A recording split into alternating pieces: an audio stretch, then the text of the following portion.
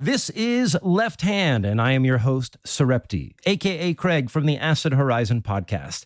If you're new on Acid Horizon, or if you have forgotten Left Hand, this is a space where I explore philosophy, myth, mysticism, and esotericism, not as curiosities on the margins, but as vital intersections with struggles for liberation, anti-capitalism, and the project of a dawning world beyond domination.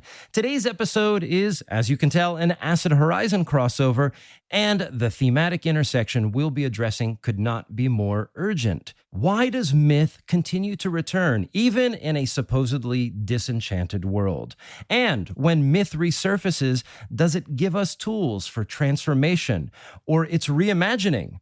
Or does it risk being captured by nostalgia, nationalism, and reaction? These, among many other questions, are at the heart of Federico Campagna's new book, Otherworlds, Mediterranean Lessons on Escaping History. Otherworlds offers not only reflections on myth and history emerging out of a Mediterranean context, but also a series of extraordinary meditations that move from figures in the pantheon of Mesopotamian gods to mystics in the modern age, exploring myths of catastrophe, transformation, and solidarity, and the Mediterranean as a matrix in which imagination itself continues to be generated and transformed. Some of you might remember that a few years ago, I spoke with Federico about his earlier book, Technic and Magic. I will post that conversation in the show notes if you'd like to revisit it. And before we begin, I'd also like to thank Bloomsbury for graciously providing me with a copy of Otherworlds. And if you haven't already, make sure you subscribe to Left Hand and go to the show notes below while you're listening and hit subscribe. And so let's turn to our guest, Federico Campagna, the philosopher and writer whose new book, Otherworlds, offers not only a theory of myth, but a way of imagining life beyond the rigid categories of politics and history. Federico, welcome to the show. Hello, Craig. It's a pleasure to be back. Yes. So let's get right into it. First of all, I will tell you and I will tell the listeners, I love this book for many reasons. And I want to talk about exactly what I think this book is for me and for other people. But before getting into that, let's talk about the reason for writing this book. So in the opening chapter of Otherworlds, you recall your childhood in Sicily and the ritual of waiting for the dead to visit on All Souls Day. And this early experience of living alongside another world that is both invisible and present. And these early experiences seem to spark a lifetime of insights, which illuminate a kind of exciting weave of, as you say, chaos and cosmos that drives the themes of this book forward. Could you just begin by telling us how those early memories set the stage for this book and why you chose to frame Otherworlds as a set of quote-unquote Mediterranean lessons on escaping history? Well, the Mediterranean is the place where my family is from and I am from, even though I don't live there. And the fact that I don't live there is key to writing this book. The book begins with an image from my childhood of migrants going back to Northern Europe from Sicily after the summer holidays. And it ends, as you was mentioning, with All Saints' Day, the Day of the Dead, where the dead visit the children, bringing them gifts of sweets. Both these moments are kind of mirror to each other. They are presences of something invisible in the sense of in the case of the dead, that's very clear. You have ghosts visiting, and so there is a link between what's visible and what's invisible. In the case of the migrants, it's maybe less obvious, but migrants are ghosts. They are never quite there, even though they are there. I know it by experience. My parents migrated from Sicily. I migrated from Italy. I have a son who knows where he's going to migrate.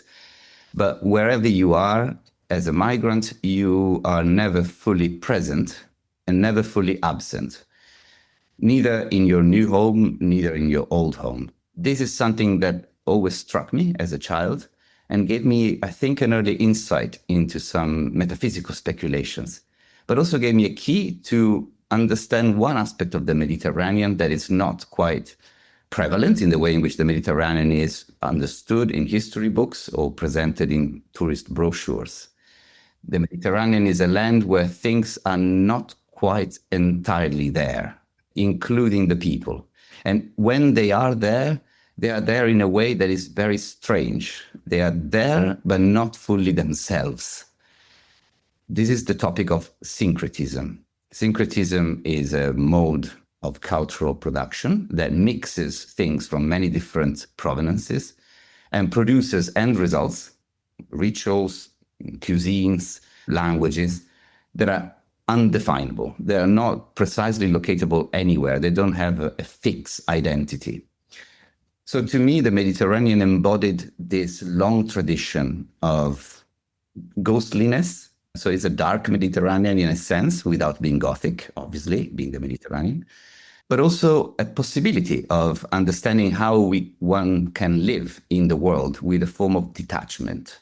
So I wanted also to propose this not just as a moaning, as a lamentation of how things should be different and people should be fully present in their home. I am definitely not a nativist in any form, but rather I was trying to distill from this experience some lessons that can apply in everyday life, in the way in which we relate with the place where we are, with the identities we inhabit, the societies where we are living, or to which we don't belong, but too often we believe we belong.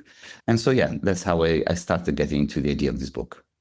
Yeah, and one of the things that I love about this book is how you lift up figures who have crossed thresholds of history. I mean, clearly not just yourself. Some mythic figures like Gilgamesh, some of the Mesopotamian and Egyptian gods, Alexander, Julian the Apostate, Menander, Joseph Roth, so many others. And not many of these figures are reduced to any particular fixed political coordinates, nor regional coordinates as well. And I will just say that a kind of superficial reading or encounter with this book is actually very delightful and productive in some ways, because it can almost be read as a digest or a chronicle of history, which I appreciate because I'm not immersed in history enough. So it was like kind of a reminder or a primer even of Mediterranean history, but of course threaded through with some of the themes that we're going to unfold here. Let's talk about the figures that you have chosen, like Gilgamesh, for example, or the Mesopotamian gods. We actually just had an episode on Gilgamesh with Stuart Kendall. So this particular conversation that we're having here today is going to dovetail nicely with that. But then there's the figure of Alexander, not only as a real living historical figure, but as this more diaphanous or mythic figure who gets dispersed into other regions of the world, namely India, namely the Muslim world. Let's talk about the organization of the book itself. Okay, well, first, a very brief introduction to the main topic, in my mind at least, of the book. The book is readable, and it was meant to be read as a long arabesque of stories that are also histories, so they're not invented, but they're usually very little known. And let's say the thesis of the book is to explore the Mediterranean world through the lens of its imagination, and to focus in particular on those moments in the history of the Mediterranean when things went very badly, when there was a catastrophe of some sort to which people could not react productively. So they could not change it, they could not reverse it. This is something I've always been very interested in. As well as revolutionary politics, I'm also interested in entering politics during periods of defeat. Of course, the bright sun of revolution will shine the day after tomorrow, but until then, most of us will live defeated. How do you survive the experience of being defeated, possibly until the end of your days? The characters they explore in this book are examples of how you can do it. So even though some of them are greats, very few to be honest, but Alexander the Great is the main one, they are all observed under a particular lens, that lens that makes them appear as defeated characters that nonetheless resurrected themselves in some form. So I will give you a brief breakdown of the structure of the book. It's divided into 6 chapters. Each chapter analyzes has one protagonist, a collective protagonist. And this collective protagonist exists in a historical era that is quite large and faces a particular challenge. In the first chapter, which begins in the Bronze Age, we look at mostly mythographers, so writers of myths, in ancient Egypt and ancient Mesopotamia. That's where we have the first extant written records, the beginning of history proper. The catastrophe they were facing was mortality. How do you make sense of something that you cannot revert? They did that through mythological narrations. We can talk, of course, more about mythology if you like. And the myths that I recount, some of which are known, some of which are lesser known, have some protagonists, including Gilgamesh and his friend Enkidu, including some of the Egyptian gods and their nemesis. The main aspect that comes out of this chapter is the idea that you can react to this, to the tragedy of mortality, through two different strategies, which are equivalent in a sense, the strategy of hopefulness and the strategy of hopelessness. Each of these two strategies gave rise to traditions, wonderful traditions. The Greek tradition, for example, of ancient Greece comes out of the strategy of hopelessness developed by the Mesopotamians. The Christian tradition comes out of the strategy of hopefulness developed by the ancient Egyptians.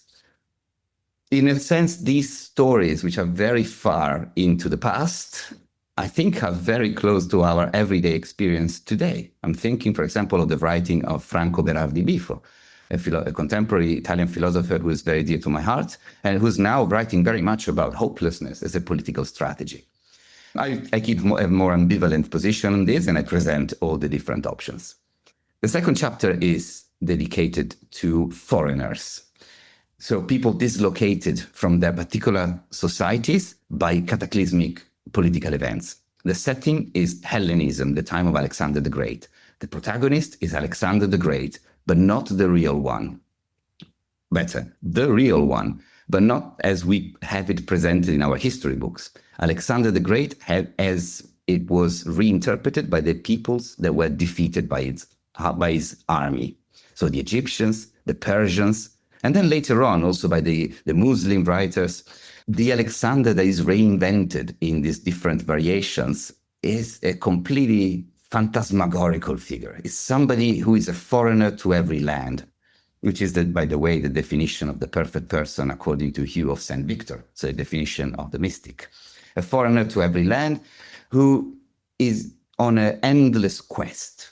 And this particular quest, as its pinnacle, the moment when Alexander the Great looks for the spring of eternal youth. This is a story that appears in various versions of the so-called Romance of Alexander. In the Muslim versions, Alexander the Great goes in search of the spring of eternal youth and finds a companion called Hidr. Hidr is the green man of Islamic tradition, a very strange character, kind of like a trickster. And in the company of Hidr, Alexander the Great tries to find the spring, fails because of his own failings. Hidr finds it, but Alexander fails, and then is destined to die anyway.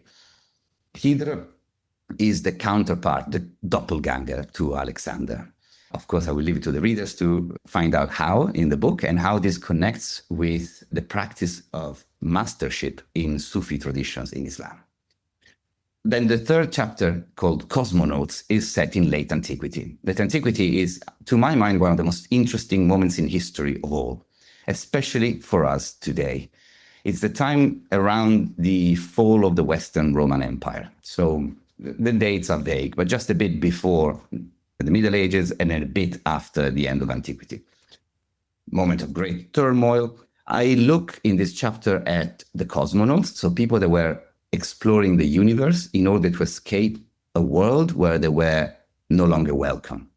So Julian the Apostate, the great Roman emperor, the last pagan Roman emperor at the time when Christianity was already majoritarian, at least at a political level, is one of the protagonists. But the main protagonists are strange characters like Hermes Trismegistus, the founder, mythological founder of Hermetism, the schools of the Gnostics, and characters like Zoe, Sophia, Yaldabaoth.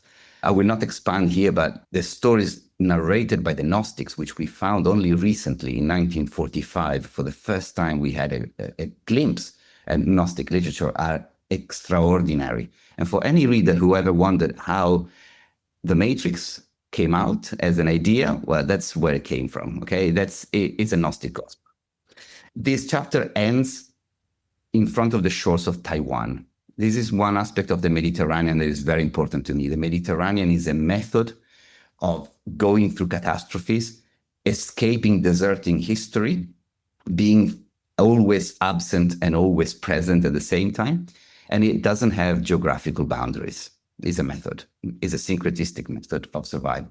The fourth chapter, dedicated to translators, looks at a little known but incredible history to which we owe contemporary and modern Western science. Modern Western science comes out of an incredible effort to translate the legacy of Greek science, especially medicine, but also astronomy, astrology, mathematics, optics, geometry, and so on and so forth, as well as, alchemistic and magical literature, promoted by the caliphs, the Abbasid caliphs, so the earliest caliphal dynasties in Islam. The translators that did this job were typically Christians, Syrian Christians, living in Muslim lands. Later on, this movement of translation was carried out by Muslim translators living in Christian lands, as well as by Jewish translators living under persecutions in Catholic lands. So I follow the trail of the translators from the beginning of Islam to the Italian Renaissance. And here we have extraordinary figures like Constantinus Africanus. Constantinus Africanus was the greatest translator of book on philosophy, but as if he had read Kenneth Goldsmith's text on uncreativity, he declared that he was the author of the books he translated. He signed them with his own name. By so doing, he founded the greatest medical school in Salerno of the Middle Ages in Europe. But then it continues with other extraordinary characters like Flavius Mithridates, a converted Jew who became Pico della Mirandola's translator and then escaped at some point because he was involved in a murder. We looked at people like the Marranos, the converted Jews that secretly practiced Judaism and created, through this practice, a tradition that is now known as Kabbalism. The fifth chapter is titled Traitors. And this one is set in modernity. Traitors are deserters, people that renounce their allegiance to their flag because of circumstances, mostly. Sometimes because of ideology, but often because of circumstances. The protagonists of this chapter are slaves and pirates in the Mediterranean world. It is little known, but there was a massive trade of slaves within the Mediterranean world, millions of people, but very different from the transatlantic trade, entirely incomparable. The main reason was that you had two superpowers, the Islamic world and the Christian world. They were both, to be honest, fragmented and so on, but there were two blocks.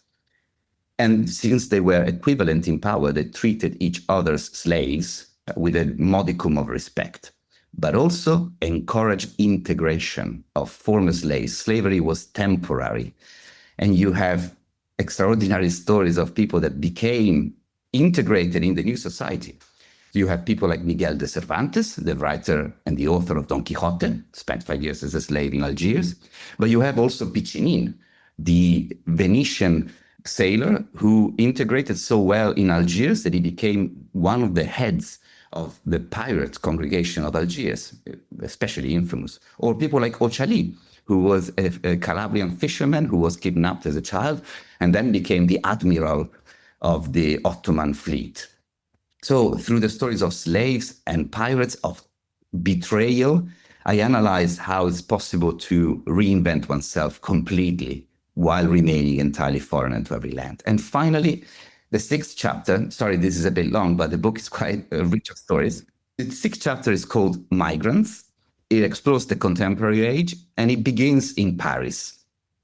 By the way, the fifth chapter on Traitors begins in Florida, because the first character is a Spanish person who becomes enslaved by the natives of Florida and then becomes a shaman. It's an extraordinary story. Alvar Núñez Cabeza de Vaca, one of the most incredible books I've ever read, his memoir.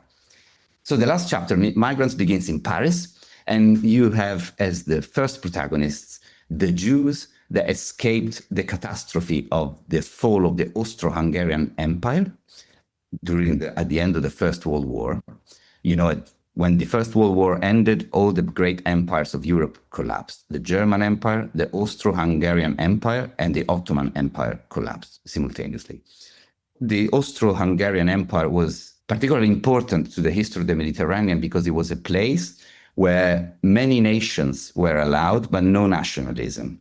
So there were many languages, many groups, especially Jewish people, had a possibility of living with much less pressure than in other parts of Europe. In Germany, for example, in Russia or in France was much worse. When the empire collapsed, you had a generation of writers that tried to reinvent the empire while migrating everywhere. Some to Brazil, like Stefan Zweig, some to France, like Joseph Roth, who is the protagonist of the beginning of this chapter. And they reinvent through nostalgia this world that maybe never was. But by reinventing it, by using their nostalgia productively, they created a blueprint of how that world could have been, or maybe should have been, or maybe the world could be. So starting from them, I go all the way to contemporary migrants today, looking at the attempts in the contemporary age to escape the catastrophes of nationalism and the crushing movement of the wheels of history. The book ends in part with a fictional account in which we meet some lesser known but wonderful thinkers of the 20th century, but it truly ends in front of the Center for the Detention of Migrants in an undisclosed location in the Mediterranean. You have places like that in Greece, in Spain, in Italy, because it is there within that center that the next chapter of this book is being written right now. The book is fantastic. And in fact, I want to dig into some of the points that you brought up. Maybe I'll move backwards, in fact. I'd like to pick up on what happens in the Migrants chapter featuring the account of Joseph Roth. And there you describe two very different kinds of nostalgia. And maybe I'll qualify this by saying that this is going to be a topic that we're going to pick up this weekend on a live stream that we do on Acid Horizon. It's actually the topic of one of our very first courses that we're doing with the Acid Horizon Research Commons. And it's also a timely topic because, let's face it, here in the United States where I live, nostalgia has been a great driver in the politics that now are sadly part of our current hegemony. And with that in mind, we're running right up against, I think, one of the challenges of doing a podcast like Left Hand, which is how do we stage an encounter with things like myth, nostalgic thinking, and so forth, with a mind for liberation, with a mind for anti-capitalist struggle, and so forth, in a way that doesn't drag the present backward and superimpose upon it the dead forms of the past. But when we look at the case of Joseph Roth, he does something quite different. His longing for the Austro-Hungarian world is full of melancholy, but it generates a different kind of ethical sensibility than something like Make America Great Again. So maybe you could help us parse the two different kinds of orientations towards nostalgia that you put forward in the book. Yeah, absolutely. And in fact, in one of the very few hints to the very contemporary current affairs that there are in the book, one of the very few is a reference to the Make America Great Again slogan as the exact opposite of the idea of nostalgia nurtured by the Jewish writers of the lost Austro-Hungarian world. I distinguish between two forms of nostalgia in the way that in the first chapter I distinguish between two forms of hopelessness and hopefulness. So there's nostalgia as a project and nostalgia as a projection. Nostalgia as a project is Make America Great Again. So it's a form of nostalgia that is entirely fantastical. It's an imaginary creation. It refers to a world that never really was, but is ashamed of its being fantastical and imaginary, and it strives to create that world, to collapse the imaginary onto the world and to make it material, as if only the material had the right to citizenship in the world. The result is the so-called Procrustean bed. The story of the Procrustean bed is a bed used by this ancient Greek bandit, Procrustes, who used to lie his victims on a bed. And then if the victim was a bit longer than the bed, he would cut the feet, shorter, would stretch it. Okay? Until Heracles defeated him and then imposed the same penalty on him.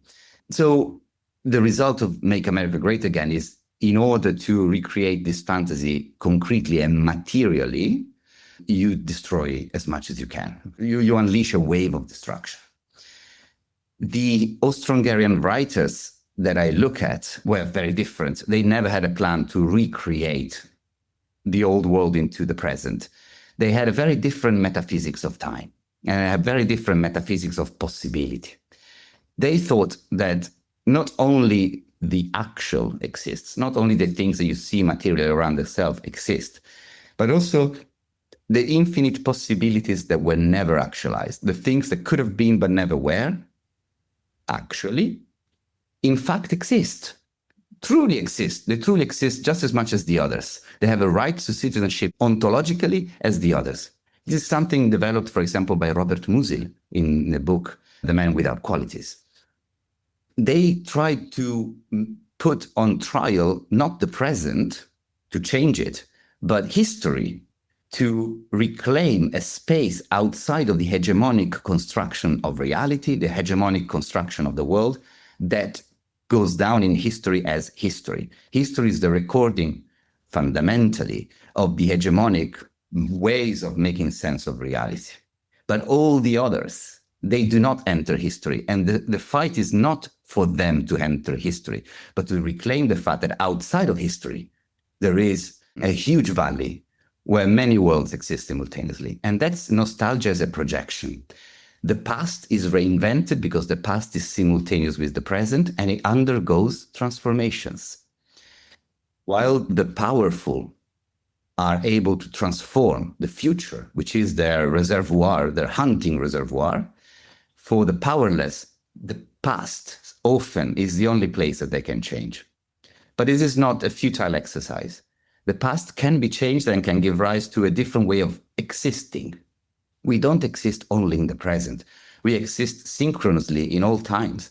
Past, present, and future are conventions of time-making, time itself being a convention. Life is much broader as a mystery than we pretend it is in our usual ways of sense-making. This strategy of nostalgia is a way of reappropriating or making oneself at home in a number of different temporalities and worlds at the same time.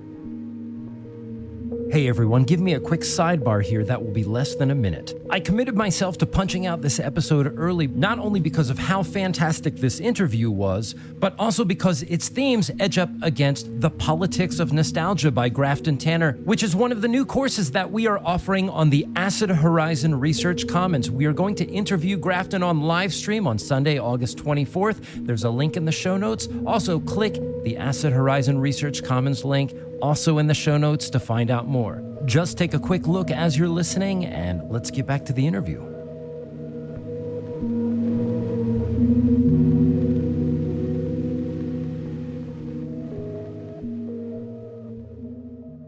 Everything that you just said right now actually sparked me to have an insight that I had not had before.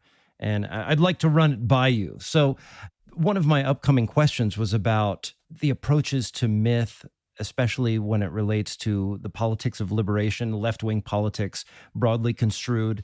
And from a more traditional or quote-unquote materialist perspective, sometimes this work with myth, the politics of the imagination and so forth, can be viewed with a heavy skepticism. You know, let's face it, depending on the left-wing political orientation that you consider yourself to be a part of, liberation demands solid ground, seizing the means of production, reorganizing social relations, rejecting what looks like mysticism or irrationality. And there's a way in which even Make America Great Again participates in this kind of brute materialism that you're talking about, because, like you're saying, it's trying to crush the imaginary by enacting a kind of referendum on the past. From this angle, myth can seem like a dangerous detour for some, you know, too unstable, too easily co-opted by the right, too far from material struggle. How is it then that we can justify an approach to dealing with myth that's not maybe just literary? To me, that seems like a cop-out, because what many of the myths that are featured in Otherworld really address is something wholly ineffable about the cosmos and the very porous nature of existence and experience, and the way that that might bring to bear politically speaking. So how do we then navigate the twain of the quote-unquote material struggle and the immaterial struggle to which myth often refers? But this is something, as you say, that it's been hotly debated on the left with various positions. The relationship between the immaterial and the material, the imaginary and the real, so to say. I think there's often been, to my mind, an inversion in the sense that often we have discussed how to manipulate the imagination in order to transform material relationships. I see it the other way around. And in this way, I feel closer to Oscar Wilde's essay, The Soul of Man Under Socialism, in which he said that socialism was necessary and seizing the means of production was necessary, as it is very much even also today, and making sure that every person has all their material needs met is necessary. But why? It's necessary because that's the only way that allows for every person to live their life as a work of art. So you see, the imagination doesn't need to be justified by the material transformation. It's the other way around. Is art, is imagination, is the imaginary recreation of the world that justifies the revolution. It's from that perspective. Why? Because if we are thinking of the main challenges of being alive in the world, well, we're looking at a very strange situation. We are alive by chance in an infinite universe devoid of meaning in the way we understand the term meaning. Okay, a mystic would agree on this. Of course, there is no meaning in the way we understand it. And one of the main challenges we have is to survive this, to survive being thrown into chaos with very little to navigate our experience.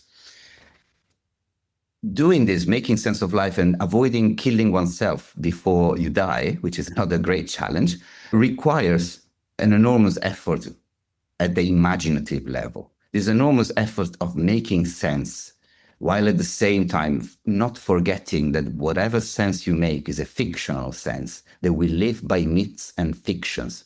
And myths are always with us because a myth is a way of making sense of an infinite, ungraspable reality in a much reduced form, in a narrative form, a way we can digest. But at the same time, a myth is aware of this, is aware of being a myth. There is a character in the third chapter that talks about, it's very beautiful, Sallust. In order to do this, you need to have a number of material conditions met.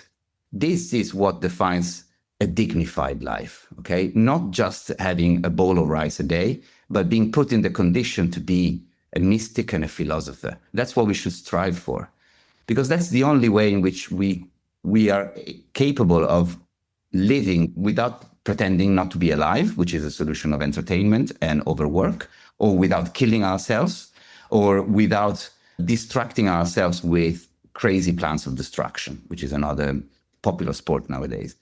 So yeah, I turn it in this way. I am aware, of course, that from a certain part of the left, there is great skepticism towards fantasy, towards escapism, because there is an idea that is within history, that the process of historical materialism takes place according to a Hegelian view of how history proceeds, and so on and so forth. Okay, that's one strand of the left. The left is very broad. There's many solutions, from the utopian socialists to the individualist anarchists.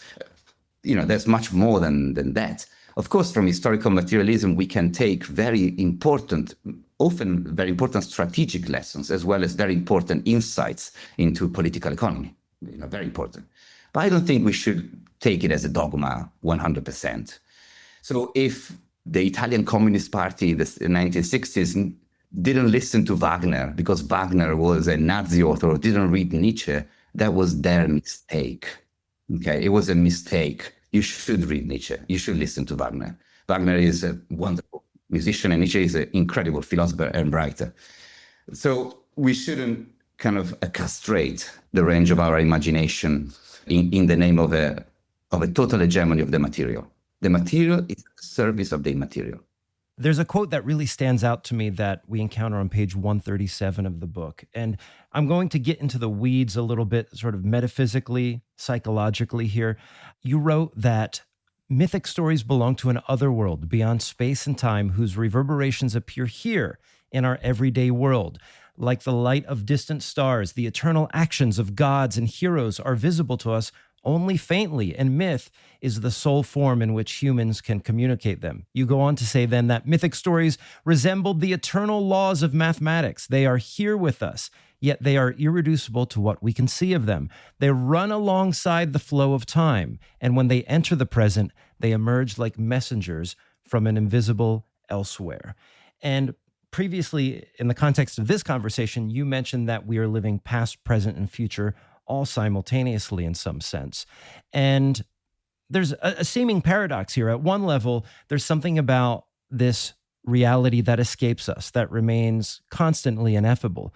But yet you suggest that the mythical can appear to us maybe in sort of blips or fragments in our life, or maybe it comes at us just like a massive shard or a boulder if we want to run it that way. But how do you see, for example, and I like James Hillman. James Hillman has been a figure or a teacher that I have attached myself to, and the notion of immersing oneself in psyche and articulating the beauty, seeing through images in the world and drawing that out. That has been a sort of refrain in my own encounter with myth. And maybe just a little bit of a personal narrative. I've been on both sides of the fence a couple of times in my life. I started out thinking mythologically. I then came to a point in my own political development where maybe I was on the side of those who were more like the Hegelians, like we said. And now I've more or less returned to a position that I think is familiar to yours. And I have my own way of encountering that sort of mythic dimension of life in the everyday. But how is it that you see it? How is it that the sort of ineffable character or texture of the cosmos appears to us in the everyday? And how does it appear for you, Federico Campagna, every day? We're surrounded by myths, but, well, we are myths. As Sallust would say, that the world itself is a myth. There's a visible part and there is an invisible part, but also we ourselves are myths. Because if I go around and I tell somebody I am Federico, this is clearly not true. Okay, I am not Federico. Federico is a story, is a fictional character, linguistically created, that makes sense only within a fictional framework. So a framework that is conventional and doesn't have objective basis in absolute reality. Okay, so Federico is a fictional character. Federico is a myth. You are a myth. Each one of us is a myth, but equally a glass is a mythological production. There is no such thing as a glass of water here on the table in reality. Okay, it's a way in which we dissect the infinite continuum of matter itself being a myth, in a particular way in order to make sense of it and to interact with it according to certain rules that we have discovered. But in itself, the object glass is not a spontaneous object of reality, is a mythological invention, is a fictional narrative linguistic invention to which we relate in a particular way, and to which other people in other civilizations, other people with neural differences to each other, relate differently. Okay, it's not the same. This is something discussed in anthropology as perspectivism, how different forms of awareness inhabit different worlds, one next to the other. So we are surrounded by myths. However, the real lesson of mythology is that myths know that they are myths. A myth doesn't present itself as the absolute truth. Proof is that mythological stories are narrated in many different variations, and there was never any problem with that. Okay, the same exact mythological story has 5 different endings, and they're all okay. The god can have 6 different names, and it's still the same god, and be venerated in different civilizations as different things. A myth knows that it's a myth, and because a myth is aware that a human being or a being endowed with awareness, which includes many other life forms, but I can speak only for my fellow humans. So a being endowed with awareness is like a lighthouse that views the horizon up to the curve, okay, and not beyond the curve. That doesn't mean that there is nothing beyond the curve. There is infinitely more beyond the curve of the horizon. But that's what we can see. Now, how can we write a geography of this world that we see up to the curve of the horizon, while at the same time not pretending that that's where reality ends? Mythologically. That's the only way you can do it, with a language that contains within itself its negation.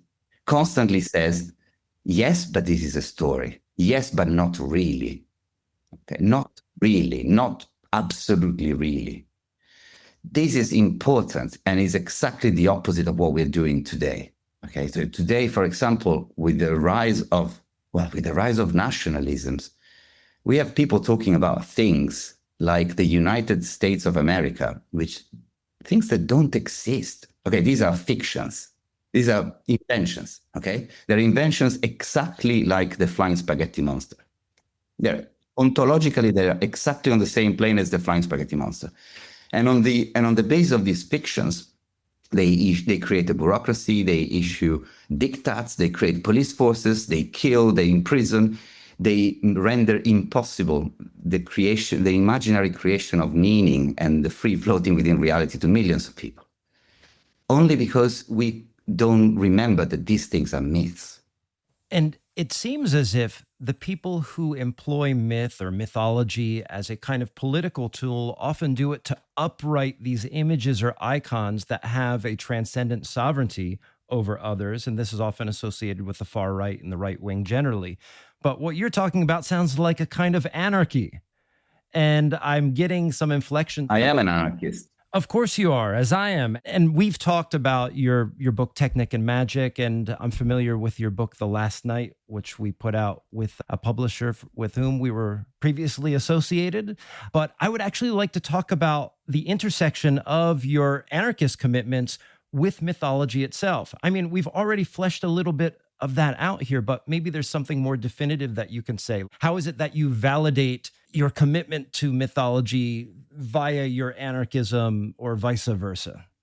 Well, one thing that you get usually in anarchism is the critical part, the pars demonstrans that is called in old rhetorics. So the part where you destroy some of the existing conventions. And so you go through the destruction of a number of things. You do what Nietzsche calls a genealogy of morals, but also of forms of power, of imaginary creations. You do something similar to what Max Stirner did in his book, The Ego and His Own. So you take all these ideas that weigh onto your head like spooks and you destroy them. So definitely, I think this exercise of questioning whether the nation truly exists, maybe it doesn't. The family, is it a real natural thing or no? It's actually a performative creation like gender, like money, and so on and so forth. You see, you did this process, this habituates you to understanding mythological language. You finally read myths and you're like, yes, of course. Okay, these people write from this position, not from the position of the person that believes in an exaggerated way the reality of their fantasies. Believing in your fantasies is important to the extent to which it keeps them up.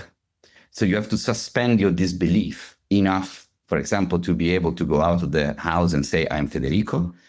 But if you suspend this disbelief too much and you start believing that I am Federico, okay, this is a catastrophe. And so anarchism always has a connection with mystical movements, and mysticism always has a connection with mythology.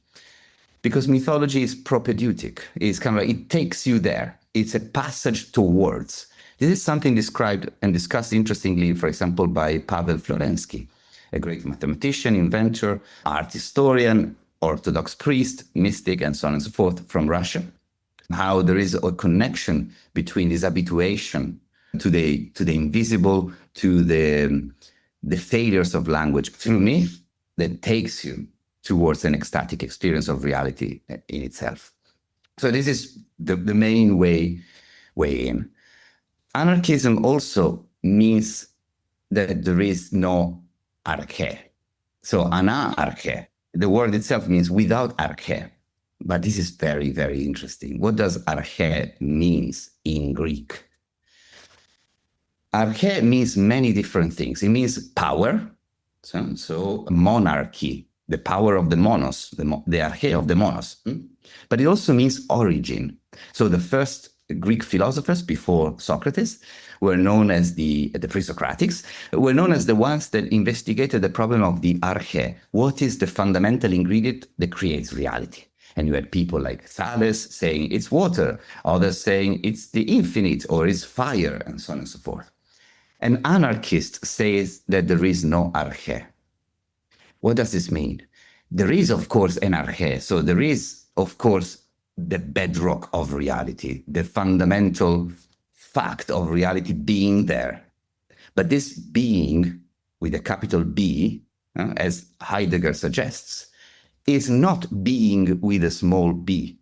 So the arche, existence, the fact that things are, is beyond any single thing that exists, is beyond any possible definition, is the ineffable. So it's something beyond the grasp of our minds, and at the same time is the stuff that makes up our minds. So you see, you have a dislocation of the arche as origin and power outside of the world. There is a fundamental legitimacy ontologically to things, but it's in nobody's hands. It's always already there. Always already there rhymes with always already saved. This is also a tradition in religion called apocatastasis, and is the tradition according to which there is no salvation at the end of times, but things are always already saved since the beginning. It's particularly prominent in Christianity, but not only. You find it also in Buddhism, for example. This is connected with anarchism, as I have described it, because the dignity of things, the fundamental ontological dignity of things, is given as a granted. It's not something that you have to fight for. It's not something that you have to reaffirm. It's the foundation. It's the original state, but not original in a chronological sense. We have to go back to the original times, the cavemen and so on. But original in the sense that at every moment, things already are safe. Things already have equal dignity ontologically. And you use this not so much as an end point for your political action. You use this as a starting point for your political action. This gives rise to a form of politics that is known as prefiguration. Prefiguration means to live as if already, so to say, the revolution had happened. Okay, you are already from that perspective. This is typical of some forms of anarchism. I would say of most forms of anarchism. Now, I know that in the United States, there is a particular strand of anarchism, which is the I don't know how you guys call it, the anarcho-capitalists. Libertarianism, anarcho-capitalists, yeah. I think you can appreciate immediately how the reference to apocatastasis and things being always already saved and always already originally provided with the same dignity goes in an entirely opposite direction to anarcho-capitalism, for which salvation is always at stake, and you always have to reaffirm it or you risk losing it and becoming nothing. You cannot become nothing. Nothingness is impossible, as Parmenides said.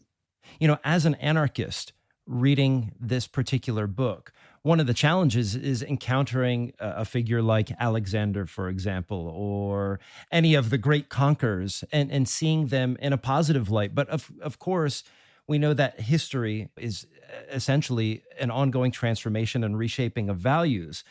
But I will say that something happened for me in the reading of this particular book at various points where I believe it's Julian the Apostate or maybe even Menander, where we have figures who attempted to constitute power in a way that invited a kind of pluralism, a kind of openness to their society that eventually found its own catastrophe at the end.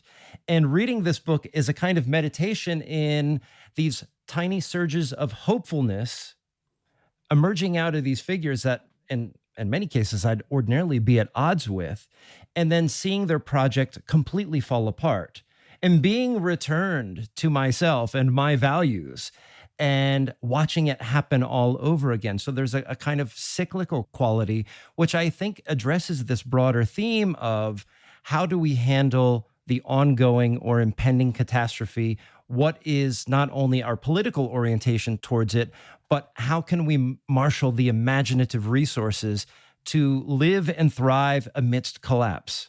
Okay, well, it is important to do collective work, and definitely it's important to create movements that are capable of opposing some historical transformations at this moment. Organization is certainly important. I I just don't write about this. Okay, so this is just it's something that it is important, but it's not something that I am looking at particularly. So my opinions on this strategic aspect of organization, I think, are not particularly of value. I focus more on the problem of how the individual can survive this. I have a particular fascination with the position of the individual, because the individual, in the vast majority of cases, the near totality of cases, is entirely at the mercy of greater forces than him or her or themselves.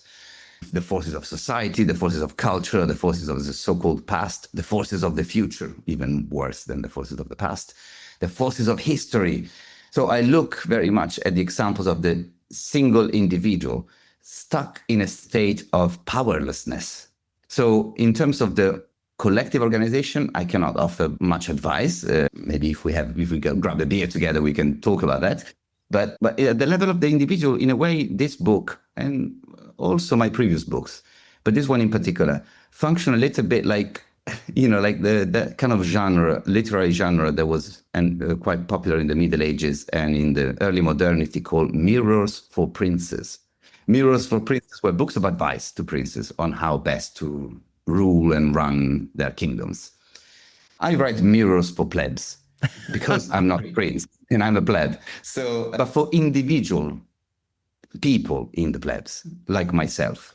And in this way, exactly like in the Mirrors for Princes, characters like Alexander the Great, Menander, Julian the Apostate, Joseph Roth, Alvar Núñez Cabeza de Vaca, and many, many other characters that you find in the book perform a similar function to the exemplar that they used to use in the Mirrors for Princes.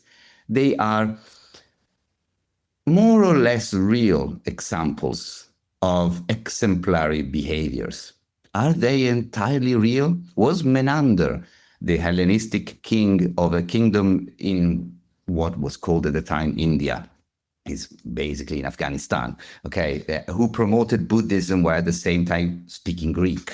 Okay, is Menander exactly as we find him in a book like the Milinda Pana, so in the extant records of it? The way I present it is not invented. I present it according to the letter of the texts that we have. But these texts, are they trustworthy? Does it matter? It does to a certain extent, because they provide us with models, they provide us with inspirations, they provide us with possibilities, and possibilities are very important. Possibilities are very, very important. So it's a book full of possibilities for the individual to survive times of catastrophes. The solutions, many. I tend to present the different solutions on a kind of equal grounding and an equal level. For example, in the section on late antiquity, I present all the different ways in which the minoritarian forces crushed under the rise of Christianity tried to make sense of their defeat. And they are very different. For the Hermetists, for example, the solution was to realize that they themselves were already gods, that actually they were immortal, that actually nobody had power over them, that the threats that power launched against them had no real bite. But the Gnostics said, no, the world is hell. We are stuck in hell. We need to escape, and thus we need to sabotage the world. We need to destroy laws. We need to destroy reproduction, the family, society, the economy. So they are very, very different. I suggest to look at all these different options and pick and choose and try them out. The main suggestion, however, that runs throughout the book is to keep in mind that even though it is a horrible and often lethal dream, history is still a dream. Okay, it can be lethal and it can destroy lives, but it can never debase the essential dignity of every being. Okay, and this is, I think, an important starting point, especially if you have no hope of changing your material condition in the immediate present. Yes, you must fight to change your material conditions, as part of an organized group, as part of an individual, through peaceful or non-peaceful means, however you want. But meanwhile, it's important that you try not to be existentially destroyed entirely, convinced that you are nothing. Okay, so I try to help at that level. It's only one step and it's only one brick, but I think it's a brick that is often overlooked, especially on the left. Especially on the left, we put too much emphasis on the rest, which is important. But our militants, our troops, however you want to call them, are individual people in very difficult situations, and most of us will not see the revolution. And are we to annihilate ourselves in the meantime? How can we survive this? That's what the book is about. Well, that makes me think there's a very important immediate lesson I think that we can pull even from this conversation that I think is relevant, especially to the left as they interact online today. The left online, and I'm specifically saying online because I'm not talking about like the organized left parties or what have you, is that sometimes the fractured nature of what we would call the left broadly construed is divided up into essentially literary or theoretical cliques, where some groups are dismissive of other groups' concerns, sometimes for good political reasons, other times for not so good ones. And at one level, the corpus of a particular clique can become the grounding for a kind of ironclad or absolute law of what perhaps political organizing should look like. And without a doubt, there's a mythological or imaginal character which informs those tendencies. But what you're putting forward here in this ensemble of figures that we see in Otherworlds, I like what you say is like, find something in there that stands out to you, that really sort of pokes at your individual psyche. And what does that do for you to allow your imagination to unfold, for you to steel yourself against catastrophe, for you to find your friends and find others and survive in this world as it is? And with that in mind, here's an important question. Given everyone that you've put forward in Otherworlds, which particular figure in here stands out to you, Federico? Who is your guiding light in Otherworlds? They're all my children, so I can't choose. I shouldn't force you to. I shouldn't force you to. Should that be a secret? Well, no. Well, there's many characters. There's the heroes of the borderland epics. We didn't talk about them, but there's this kind of far west kind of epics in Syria in the Middle Ages, and the heroes are incredible. There are people like Roberto Calasso. Definitely not a left-wing man, but a fantastic intellectual from Italy in the 20th century. There are so many. There's Joseph Roth, to whom I'm personally enamored literarily. I find his prose enchanting. So it's difficult for me to choose, but maybe the one that I find the most powerful is a collective author. Their narration is... I actually took months to rewrite it in the book. And I'm talking about the Gnostics. So just 2 words about the Gnostics. The Gnostics they're not a group. The Gnostics were a constellation of small communities and individuals that in late antiquity, so before the beginning of the Middle Ages conventionally, and before the end of antiquity conventionally, in the area of Egypt, the Middle East, more or less, but then spreading throughout the Mediterranean world, were engaged in this reinvention of reality. They believed, well, we didn't know what they believed until 1945. We only knew that the Christians hated them and the pagans also didn't like them. So you have a philosopher like Plotinus writing a text against the Gnostics, and many writers in Christianity writing text against the Gnostics. They were a big danger. They were very popular. But we lost all their literature. When we found it, we found a number of codexes and a number of scrolls that brought back one of the most visionary literary legacies ever. They reinvent the history of the universe, and they explain how there is another universe beyond this universe, and a part of that universe fell out of its own mistake and produced an abortion within herself. There's some aspects of gender here that it's very complicated. That this abortion became alive and became God. And this God is the God of the Bible.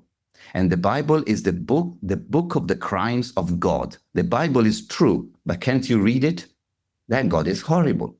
And because that God tried to destroy the legacy of the original God, the spark of light, and that is our soul. And so God killed Jesus.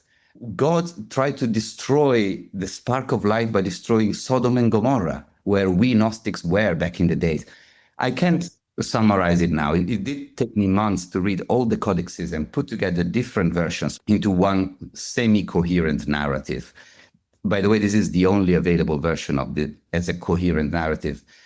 Of course, I had to select and readjust because they are different, the accounts, but I tried to put it together into one story. That, I have to say, is the one that struck me the most. Not the one I believe into the most, but literally, I found it wonderful. Great. Well, let's wrap this up. I have one more question to close us out. So, if the Mediterranean imagination teaches anything to anyone about survival, metamorphosis, or solidarity, what lesson do you hope that readers carry with them from Otherworlds into the crises of our own time? Well, as I was saying, there are many lessons to keep in mind for the crisis of our own time, and Otherworlds does not provide them all. Definitely not. It does provide some, however. One lesson is that some practices that have a bad name, such as treason, desertion, dropping out, disloyalty, dissimulation, are fundamental to surviving in times in which you are so minoritarian that you're threatened with annihilation. Okay. The book talks about many of these practices. I was mentioning the Marranos, for example, but also many other heroes of the Mediterranean history.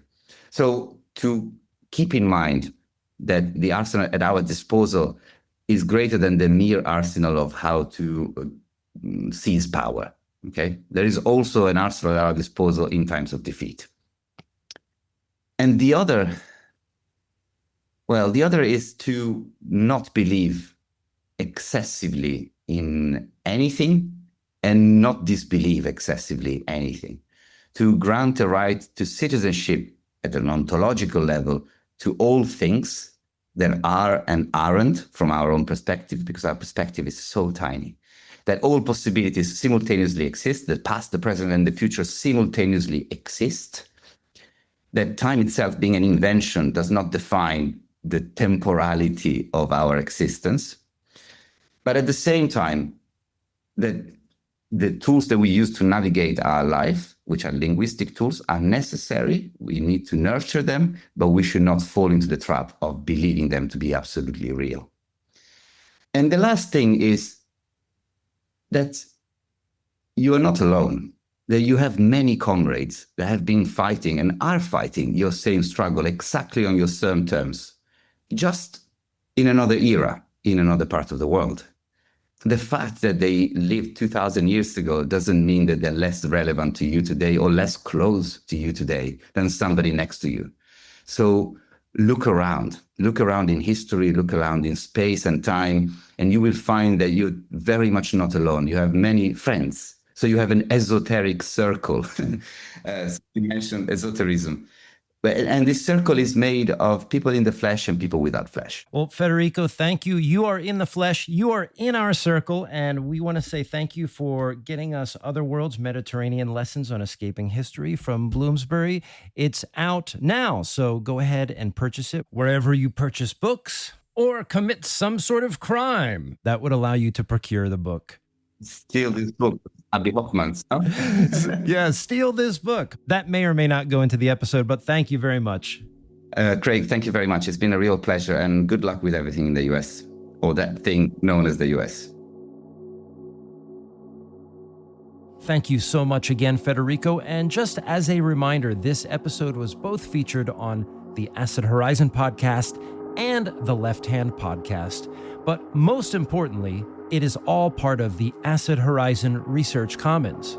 I just want to say thank you to everybody who has supported us on Patreon, supported Left Hand on Patreon. We encourage you to continue your support. And one of the ways that we want to continue to help our former guests, scholars, philosophers, authors, just like Federico, like Stuart Kendall, like Jessica Elbert Decker, like Jules Gleason, is that we have now created a platform that's going to allow our vast network of scholars and contributors to teach classes with us. Also, one of our tentative goals is to pursue the kind of license that would allow us to offer the kind of credential that's equivalent to a master's degree.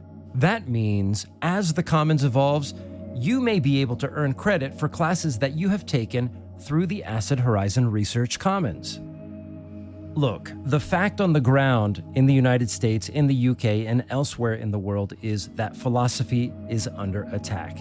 Not only philosophy, but the humanities and the university writ large. In the United States, we have just crossed a threshold where NEA and NEH funding has been completely decimated by new policies, not to mention the vestiges birthed by the previous paradigm of public education with bloated administrations, departments that have been disconnected from the needs of students, and the more general failure of academia, as we now know it, to effectuate real change in our world. Something new has to be created. For now, all I can say is take a look at our first 2 course offerings, take a look at their prices, and take a look at what those instructors are offering. We are intent upon creating a sustainable model that pays teachers, that offers a revenue share, and also offers courses at a price that's affordable. And this, of course, doesn't mean other aspects of Acid Horizon are going away. We will maintain our reading groups. We will maintain high-quality interviews and episodes just like the one that you heard today with Federico and I in the studio. The Acid Horizon Research Commons, as we envisioned it, is going to be perfect for all kinds of folks. It is ideal for those people who want academia light. Maybe they want to take 1 class a year, or maybe 1 every semester, or maybe it's for the kind of person who just wants to dip their toe into something that's intellectually rigorous, to find out if doing more of that kind of work is really for them. The Acid Horizon Research Commons is also for those folks who enjoyed their undergraduate experience and have lapsed. Maybe they had a life event, or they wanted a change of scenery and now they're ready to get back into the action. Rather than going into a master's program at a high-cost university, we want to make it a space where you can develop a writing sample or get your chops back up before applying to PhD programs. Or maybe some of you are on the verge of retirement. Does that even exist anymore? If you are one of the lucky ones who does stand at that threshold, the Acid Horizon Research Commons offers you a way to revisit intellectual interests that were once left behind, and do so in a way that's rigorous and under the guidance of notable scholars, authors, philosophers, and many other people in our broad network. Take this moment to navigate to the links below. Click on the Acid Horizon Research Commons Fall of 2025 offerings, or the main link if you're listening 2 or 3 or 4 years from now, and see what we have on offer today. Thanks again for listening, folks, and we'll see you again next time.